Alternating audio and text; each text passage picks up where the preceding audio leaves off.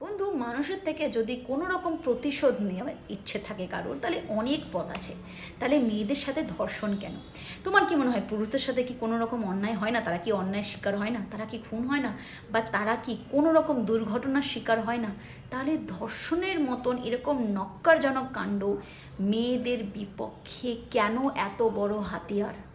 কারণটা হলো মেয়েদের সতীত্বের ওপর চরম অন্ধবিশ্বাস। তাই তো সীতার হরণ থেকে দ্রৌপদীর বস্ত্রহরণ, এছাড়া আরও অনেক অনেক ব্যাখ্যা আছে এর।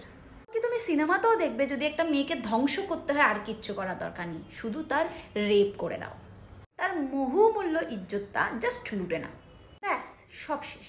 হয় সে নিজেই আত্মহত্যা করবে, আর না হলে এই সমাজটা বাধ্য করবে তাকে কিছু একটা করার। মেয়েদের ভার্জিনিটি আজও আমাদের দেশে একটা বিশাল বড় ট্যাবু।